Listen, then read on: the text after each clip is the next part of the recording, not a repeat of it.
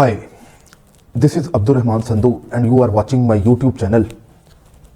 आज का जो मौजू है वो dissolution of marriage on the basis of खुला और dissolution of marriage on the basis of cruelty और मेंटल टॉर्चर के दरमियान क्या फ़र्क है। उसके अलावा पाकिस्तान में खुला लेने का क्या प्रोसीजर है और किन सूरतों में वाइफ को यानी बीवी को अपना हक महर छोड़ना पड़ेगा और किन सूरतों में हक महर as a matter of right claim किया जाएगा। और आखिर में मैं आपको बताऊंगा कि पाकिस्तान में खुला की डिग्री के बाद कितना टाइम पीरियड होता है तलाक मौसर सर्टिफिकेट जारी करवाने में और यूनियन काउंसिल का क्या किरदार होता है।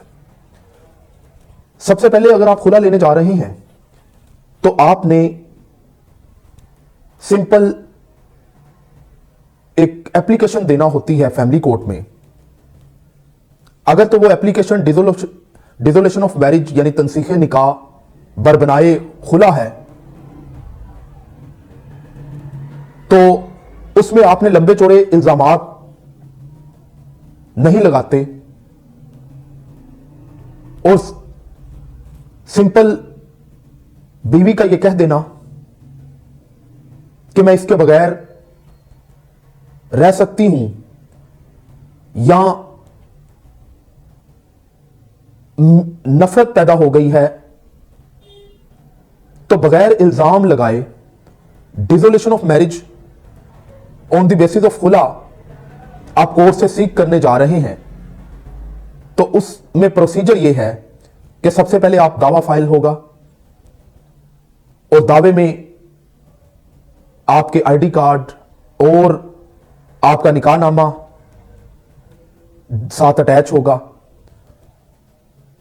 कोर्ट आपके हस्बैंड को नोटिस करेगी। अगर नोटिस और अखबार इश्तिहार होने के बावजूद डिफेंडेंट यानी आपका हस्बैंड नहीं आते तो कोर्ट यकतरफा का ऑर्डर करेगी यानी एक्स पार्टी ऑर्डर हो जाएगा और एक्स पार्टी ऑर्डर के बाद कोर्ट आपको एविडेंस के लिए बुलाएगी और इसके बाद एविडेंस रिकॉर्ड होगी और इस तरह खुला की डिग्री जारी कर दी जाएगी। उस खुला की डिग्री को लेकर आपने यूनियन काउंसिल जाना होता है और यूनियन काउंसिल में 90 डेज का जो प्रोसीजर है यानी खुला की डिग्री, अक्सर लोगों में गलत कॉन्सेप्ट पाया जाता है कि खुला की डिग्री ग्रांट कर दी है तो मैरिज डिसॉल्व हो गई है, लेकिन यह बात बिल्कुल गलत है। खुला की डिग्री के बाद तलाक मौसर सर्टिफिकेट लेने का मरहला शुरू होता है। तो आपने मकामी यूनियन काउंसिल में अपनी खुला की डिग्री जमा करानी होती है सेक्रेटरी यूनियन काउंसिल के नाम दरखास्त के साथ। सेक्रेटरी यूनियन काउंसिल नोटिस जारी करता है और वो भी अखबार इश्तिहार करता है और वो प्री ट्रायल रिकंसिलिएशन यानी मसालियत की कोशिश करता है। अगर मसालियत नाकाम होती है तो वो 90 दिन बाद खुला की डिग्री जारी कर देता है। यह है dissolution of marriage by way of खुला। अगर dissolution of marriage on the basis of क्रूरलिटी लेना चाह रहे हैं, on the basis of mental torture या किसी और वजूहात की बिना पर, जो कि डिसोल्यूशन ऑफ मैरिज एक्ट 1939 में वाज़े तौर पे सेक्शन 2 में वजूहात बताई गई हैं, उन वजूहात के तहत आप डिसोल्यूशन ऑफ मैरिज करवाने जा रहे हैं, तो फिर प्रोसीजर डिफरेंट होगा। उसमें एविडेंस देनी होती है और आपको एविडेंस के जरिए साबित करना होता है। यूजुअली अगर हस्बैंड आ गया है और कोर्ट में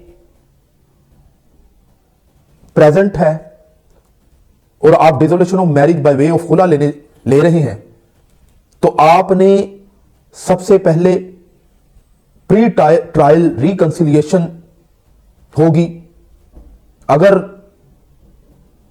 बीवी मसालिहत नाकाम हो जाती है तो फौरन कोर्ट खुला ग्रांट कर देती है, यानी खुला की डिग्री जारी कर देती है। अगर मसालिहत कामयाब हो जाती है तो दावा वापस ले लिया जाएगा और दोनों मियां बीवी हंसी खुशी अपने घर चले जाएंगे। इसके अलावा डावर के हवाले से आपको बताता चलूं कि अगर आप dissolution of marriage by way of खुला, जिसमें कोई आपने लंबे चौड़े इल्जामात नहीं लगाए, आप सिंपल खुला लेने आए हैं कोर्ट से, तो इस सूरत में आपने जो हक महर है वो वापस करना होता है। और अगर आपने हक महर नहीं लिया तो आप उसको तलब नहीं कर सकते। बाज दफा कुछ कोर्ट्स आपको हक महर का 50% या कुछ अमाउंट वापस करने का कहती है।